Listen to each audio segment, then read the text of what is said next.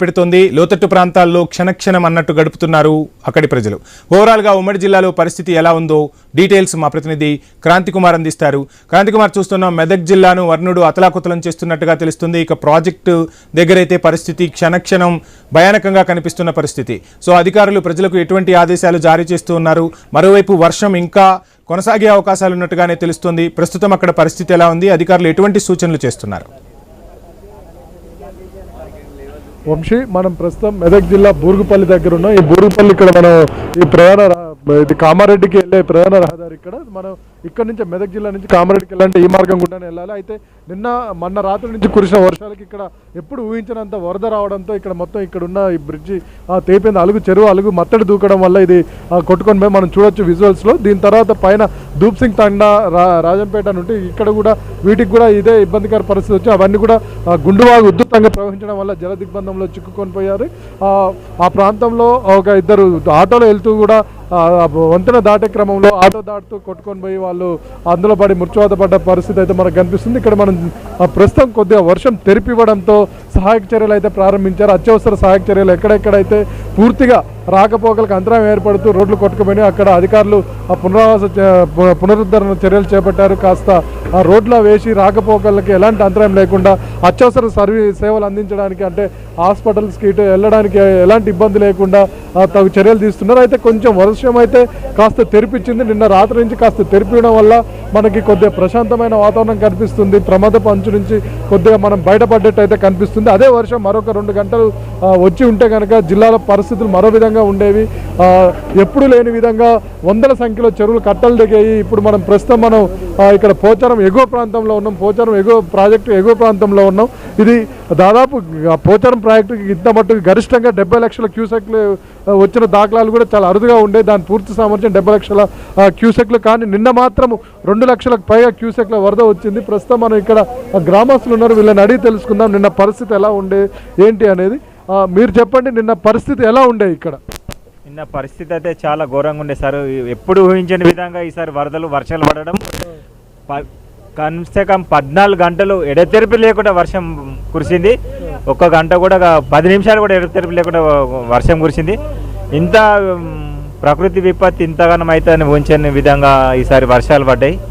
చాలా ఘోరంగా అయింది. మాకు రాకపోకలు బంద్ అయినాయి. చాలా ఇబ్బందిగా ఉన్నది.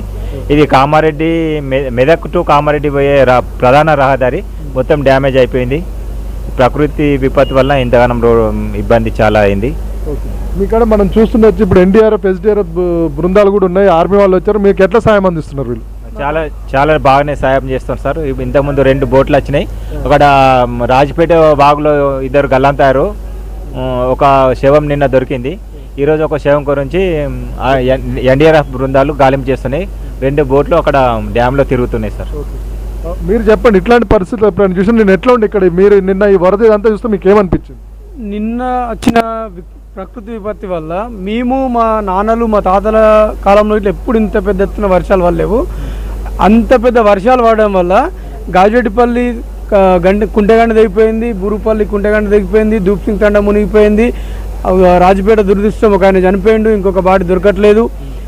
మెయిన్ ఇంకోటి ఏంటంటే గత ప్రభుత్వాలు ఈ ప్రభుత్వాలని కంటే ముందు మాది కామారెడ్డి టు మెదక్, జిల్లా టు జిల్లా మేజర్కు మాకున్న చిన్న రోడ్డు వెడల్పు లేవు, బ్రిడ్జిలు సరిగా లేవు, కరెంటు నిన్న నుంచి కరెంటు లేదు, నిన్న నుంచి తాగనీకి నీళ్ళు లేవు.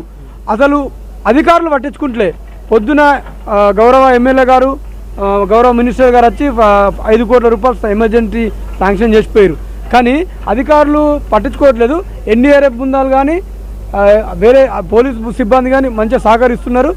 మేము ప్రధానంగా కోరుకుంది ఏంటంటే లింగంపేట టు మెదక్ టు కామారెడ్డి ఇది పెద్ద లైన్ చేస్తూ తగిన పెద్ద బ్రిడ్జిలు వేస్తూ మా హవేలీ గన్పూర్ మండలం ఎందుకు ఇట్లా పట్టించుకుంటలేరో గత నాయకులు కానీ. ఇప్పుడు మీకు ఈరోజు అంటే కరెంట్ ఎప్పుడు పోయింది? ఇప్పుడు కరెంటు పునరుద్ధరించారా లేదా? ఇప్పటికీ కరెంటు పునరుద్ధరించలేరు. 2 రోజులు అవుతుంది కరెంట్ లేక, నీళ్లు లేక, ఫోన్లలో ఛార్జింగ్ లేవు, ఇండ్లు కూలిపోయినాయి.